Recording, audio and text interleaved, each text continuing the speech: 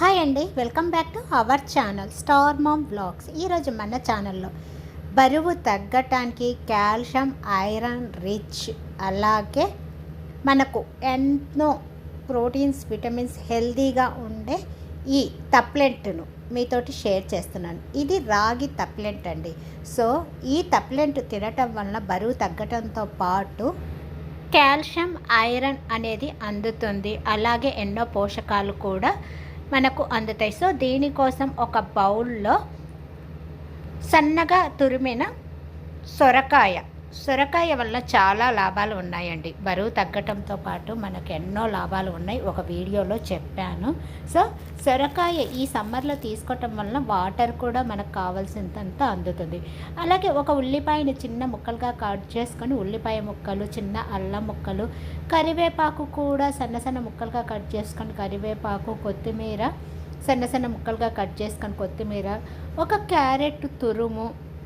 Carrot వల్ల మనకు iron increase అవుతుంది. సో అలాగే చిన్నగా ముక్కలుగా కట్ చేసుకున్న ఒక పచ్చిమిరపకాయ, చిన్నగా ముక్కలుగా కట్ చేసుకున్న టమోటా, ఇవన్నీ వేసుకోవటం వల్లనండి టేస్ట్ అనేది చాలా బాగుంటుంది. సో ఇవన్నీ వేసుకొని ఒకసారి బాగా కలిపేసుకోవాలి. అంటే సొరకాయ, మనం వేసుకున్న ఉల్లిపాయ, క్యారెట్, ఇవన్నీ ముందుగా ఒకసారి బాగా కలిపేసుకొని, ఆ తర్వాత దీనిలోకి 1/2 టేబుల్ స్పూన్ పసుపు, 1/2 టేబుల్ స్పూను ధనియాల పొడి, ఒక 1/2 టేబుల్ స్పూను కారము, 1/2 టేబుల్ స్పూను జీలకర్ర పొడి, అలాగే తగినంత సాల్ట్ వేసుకొని మరొకసారి ఇవంతా బాగా కలిసేలాగా కలిపేసుకోవాలి. ఈ తప్పిలెంటు వారానికి ఒక 3-4 సార్లు తినటం వలన బరువు తగ్గుతాము. అలాగే చెప్పాను కదండి, మనకు చాలా హెల్త్ బెనిఫిట్స్ అనేవి కూడా ఉంటాయి. సో దీన్ని మనము బ్రేక్ఫాస్ట్గానైనా తీసుకోవచ్చు, లేదు డిన్నర్లో అయినా తీసుకోవచ్చు. ఎలా తీసుకున్న హెల్త్ బెనిఫిట్స్ అనేవి మనకు అందుతాయి. ఇక అలాగే కాల్షియం రిచ్గా ఉండి ఐరన్ పెంచే నువ్వులు కూడా ఒక స్పూన్ వేసుకొని మరొకసారి బాగా కలిపేసుకొని, ఇక ఫైనల్గా దీనిలోకి ఒక కప్పు రాగి పిండి. ఈ రాగి పిండి వలన ఐరన్ పెరుగుతుంది, ఎముకలు బలంగా ఉంటాయి, కాల్షియం పెరుగుతుంది. సో మనకు కావాల్సిన ఎన్నో హెల్త్ బెనిఫిట్స్ ఉంటాయి. అలాగే 1/2 కప్పు గోధుమ పిండి, 1/2 కప్పు శనగపిండి, 1 స్పూను ఆయిల్ కూడా వేసుకొని ఈ సొరకాయను, అలాగే మనం వేసుకున్న రాగి పిండిలను, గోధుమ పిండి, ఇవన్నీ వాటర్ వేయకుండా బాగా కలిపేసుకోవాలి. ఈ సొరకాయలోనే మనకు కావాల్సినంత వాటర్ ఉంటుంది కాబట్టి వాటరు అవసరం ఉండకపోవచ్చు. సో ఒకవేళ వాటర్ తక్కువ అయితే ఒకేసారి వాటర్ అనేది ఎక్కువగా వేసుకోకుండా కొద్దిగా వాటర్ వేసుకొని మనము తప్లెంట్ పిండిని ఎలాగ రెడీ చేసుకుంటామో అలాగ రెడీ చేసుకొని మరొకసారి 1 స్పూను ఆయిల్ పైన వేసేసి మూత పెట్టేసి ఒక 10 నిమిషాలు పక్కన ఉంచేసుకోవాలి. 10 నిమిషాల తర్వాత ఇక తప్లెట్లను రెడీ చేసుకోవటానికి మరొకసారి మొత్తము పిండిననేది బాగా కలిపేసుకోవాలి. ఇలాగ బాగా కలిపేసుకున్న ఈ పిండిని చిన్న ఉండలుగా చేసేసుకొని ఇక తప్లెంట్ అనేది రెడీ చేసుకోవాలి.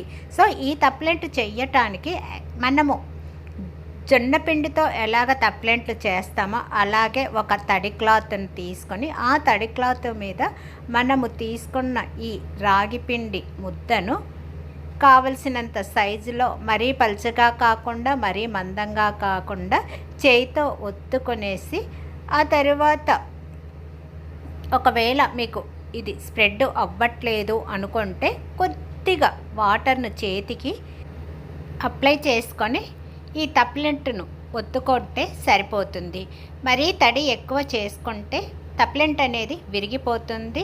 సో కష్టం అవుతుంది. ఇలాగ జస్ట్ కొద్దిగా వాటర్ను చేతికి అప్లై చేసుకొని మరీ మందంగా కాకుండా మరీ పలుచగా కాకుండా తప్లెంట్ను ఒత్తుకోవాలి. ఇలాగ ఈ తప్లెంట్ మీద ఫైనల్గా మరి కొద్దిగా టేస్ట్గా ఉండటానికి కొన్ని నువ్వులను పైన చల్లేసి మరొకసారి చేయితో ఒత్తేసుకొని ఇలా తయారు చేసుకున్న ఈ సొరకాయ రాగి తప్లెంట్ను స్టవ్ మీద పెన్నం పెట్టేసి పెన్నము బాగా వేడెక్కిన తరువాత ముందుగా బ్రష్ తోటి కొద్దిగా ఆయిల్ అనేది అప్లై చేసేసి మనము ఈ తడి క్లాత్ మీద తప్లెంట్ను అనేది ఒత్తుకున్నాము. సో ఆ క్లాత్ను డైరెక్ట్గా తీసుకొని వచ్చేసి ఇలాగ పెన్నం మీద వేసి తప్లెంట్ విరగకుండా చేసుకోవచ్చు.